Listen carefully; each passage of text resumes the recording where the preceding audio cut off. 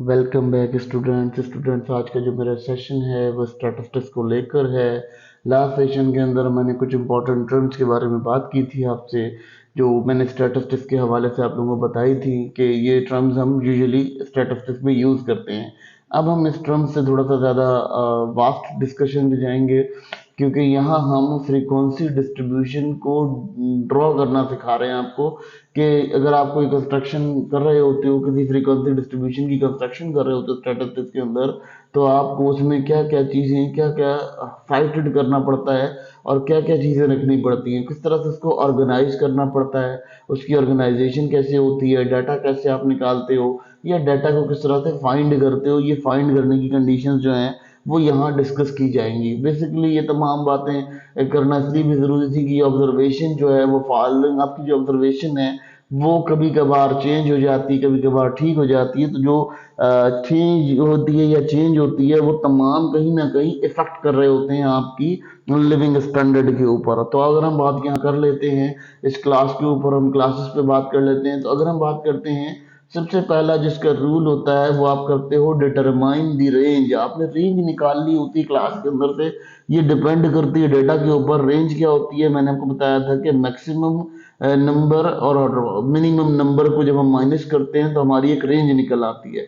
ठीक है, हमारे डेटा में से जो शॉर्टेस्ट नंबर है, लोअर नंबर है, उस लोअर नंबर को अपर नंबर से हम जब माइनस करते हैं तो हमारे पास रेंज आ जाती है। ठीक है, तो इसी तरह से हमारे पास क्या होता है कि हम जब रेंज कैलकुलेट कर लेते हैं तो हम क्या करते हैं, मिनिमम वैल्यू को माइनस कर देते हैं मैक्सिमम वैल्यू से। तो हमारे पास क्या आ जाता है, हमारे पास जो रेंज आ जाती है। इसी तरह अगर हम चूज करते हैं एक क्लास इंटरवल को, यानी खास दौरानी के ऊपर हम उसको बात करते हैं। जैसे हमने सैंपल चूज किया, जो हम सैंपल चूज करते हैं जिसको स्टैटिस्टिक्स में सैंपल कहते हैं।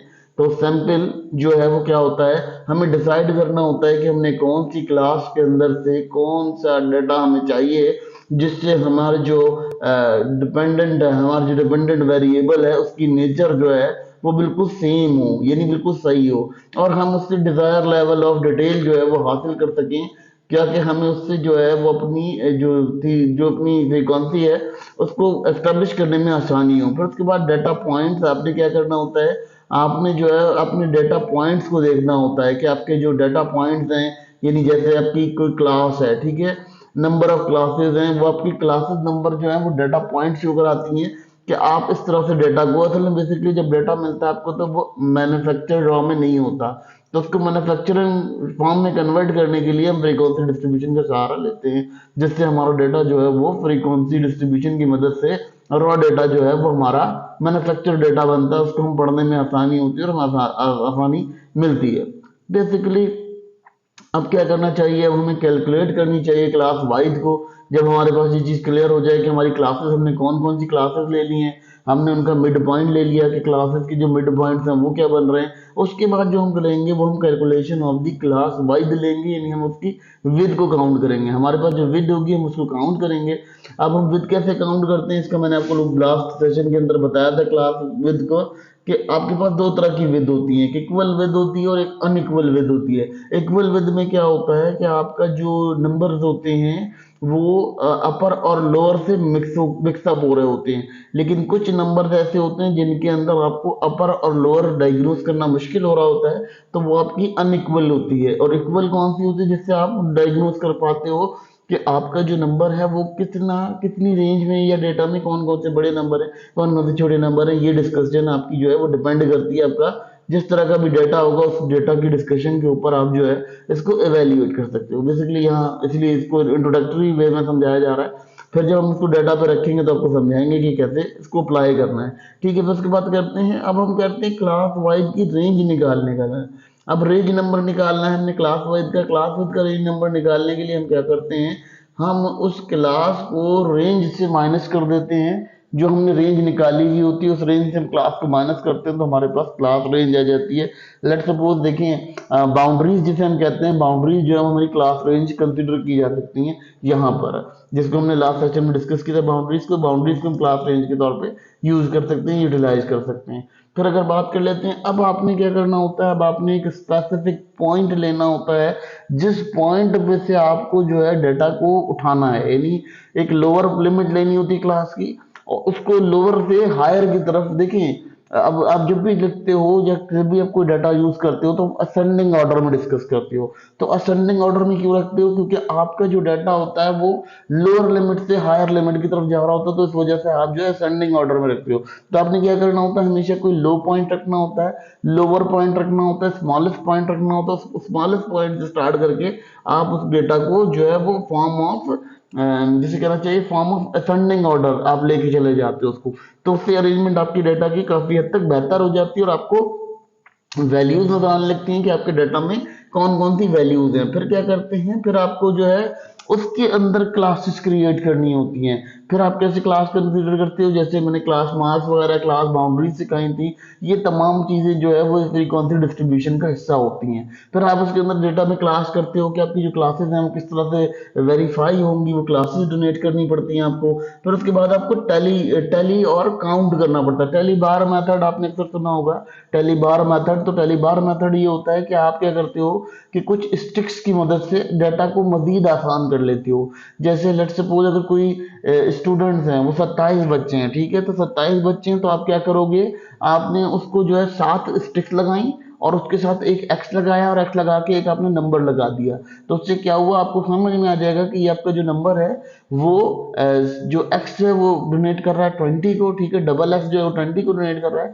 और इसी तरह से वो जो बार्स उसके साथ लगे हुए हैं वो बार्स क्या डोनेट कर रहे हैं, वो बार्स डोनेट कर रहे हैं कि वो किस रेंज तक जा रहा है, 7 8 तक जा रहा है या 9 तक जा रहा है। तो आप उसको इस तरह से स्टडी कर सकते हो। तो टैली बार मेथड भी आप जब क्रिएट करते हो, आपका डेटा जब क्लासेस बन जाती हैं, उसके बाद आपको इंपॉर्टेंट काम होता है जब टैली बार मेथड के अंदर लेकर आते हो। फिर उसके बाद आपने क्या करना है, आपने क्रिएट करना है फ्रीक्वेंसी को टेबल को। अब आप फ्रीक्वेंसी टेबल की तरफ मूव कर जाते हो। फ्रीक्वेंसी टेबल क्या होता है कि आपके जो भी डाटा में एवरेज आई हुई होती है, पहले आप एक मीन ले लेते हो सबका, ठीक है, और उस मीन से आप लेस करते करते अपनी जो फ्रीक्वेंसी है उसको मेंटेन करते हो। यानी मीन से आप जब उसकी जो फिगर होती है उसको माइनस करते हो। तो इसका इस पे भी डेटा की नेचर होती है कि आपको किस तरह का डाटा दिया जा रहा है और उस डाटा को आपने किस फॉर्म में लेकर जाना है। तो इस पे अरेंजमेंट चेंज होती रहती है, बहुत ज्यादा चेंज होती है, लेकिन इसका बेसिक रूल यही होता है कि इसको जो हम फ्रीक्वेंसी डिस्ट्रीब्यूशन टेबल को इस तरह ड्रॉ करते हैं कि हम उसको देख लेते हैं कि उसकी कौन सी रेंज से हमने किस रेंज को माइनस करना है, और उसके बाद हमारी जो फ्रीक्वेंसी है वो बाहर आ जाएगी और उसको हम इस तरह से डील कर लेते हैं। फ्रीक्वेंसी निकालने के लिए हम उसको मीन लेते हैं और मीन लेके उसको एक खास नंबर से, जो उसके कलेक्शन ऑफ डेटा से, जैसे 109 स्टूडेंट हैं, ठीक है, और उनके जो मीन निकल रहा है वो 54 निकल रहा है, तो हम 54 और 9 मीन का डिवाइड करेंगे और उस डिवीजन के बाद 54 और 109 का डिवाइड करके जो उसमें डिवीजन आ रहा होगा उस डिवीजन से हम उसको डील कर लेंगे, ठीक है।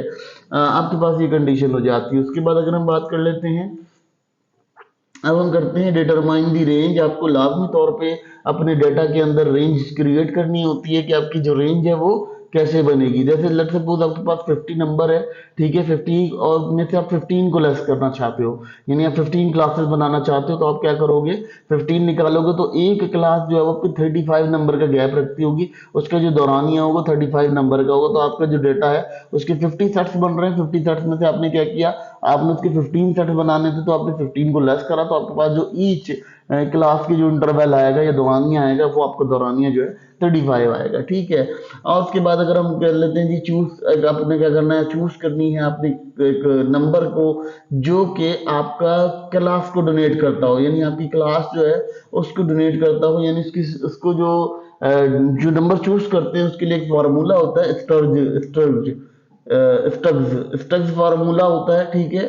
और उसमें ये होता है कि हम उसको 1 प्लस लॉग प्लस 2, और इसके बाद मेरा ख्याल है ये इससे जब हम करते हैं तो हम अपनी रेंज को जो है वो उस पर रख लेते हैं। रेंज को, जो हमने रेंज फाइंड की होती है उस रेंज को हम उसके आगे रख लेते हैं। तो हमारा जो पावर्स होती हैं, जो रिसोर्सेज होती हैं, वो उससे अकॉर्डिंग डील करती हैं। फिर हम उससे अपनी क्लासेस क्रिएट कर सकते हैं, हम क्लासेस को आइडेंटिफाई कर सकते हैं। तो ये हमारा एक प्रोसेस होता है। फिर उसके बाद हम करते हैं जी, आपको मैंने जैसे बताया कि start with lower class limit, यानी आप स्टार्ट करेंगे लोअर क्लास लिमिट से मेंटेन करना, ताकि आपका जो सुइटेबल फॉर्म्स ऑफ डाटा है वो स्टार्टिंग पॉइंट के अंदर से ही आपको एक अच्छा रिजल्ट दे दे। अगर हम यहाँ पे एक एग्जांपल देख लेते हैं 6 15 15 21 22 एंड 28, तो ये तमाम जो एग्जांपल मैंने अपने यहाँ मेंशन किया हुआ है, इस एग्जांपल को हमने क्या किया, इस एग्जांपल को हमने इसमें से जो लोअर लिमिट है वहां से हम अपना जो डेटा है वो क्लासिफाई करना शुरू करेंगे।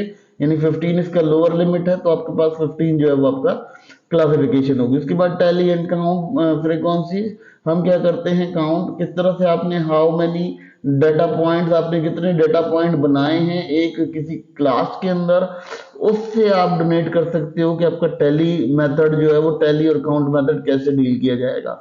ये बेसिकली इसके रूल्स होते हैं। इस रूल्स को हमने यहाँ स्टडी इसलिए करना होता है कि स्टूडेंट को समझ में आ जाए। फिर आपने क्या करना होता है, आपके पास जो है वो अगेन कुछ इस तरह से आप डील करते हो कि फिर दोबारा एक टेबल क्रिएट करते हो और उस टेबल के अंदर जो फ्रीक्वेंसीज की जो फाइनल फ्रीक्वेंसीज होती हैं उनको नोट डाउन करते हो, जिससे आपको अंदाजा हो जाता है कि आपका जो डेटा है वो किस तरह से है। ये प्रोसेस जो है बेसिकली आपको समराइज करता है और बताता है कि आपका डेटा किस तरह से ऑर्गेनाइज होगा और डेटा को किस तरह से आप समराइज कर पाओगे। ये सारा सिस्टम इसके अंदर डील किया जाता है। बेसिकली यहाँ बताना आपको इसलिए ये सब जरूरी था स्टूडेंट्स, क्योंकि आप लोगों की क्लैरिटी होनी चाहिए कि आपका विजन क्लियर होना चाहिए कि आप जो है जो स्टडी कर रहे हो स्टैटिस्टिक्स को वो क्यों कर रहे हो, किस लिए कर रहे हो, स्टैटिस्टिक्स बेसिकली करती क्या है। बेसिकली स्टैटिस्टिक्स का काम क्या होता है, उसकी वैल्यूज क्या होती हैं, इसको डिस्कस करने के लिए हमने ये सेशन अरेंज किया था।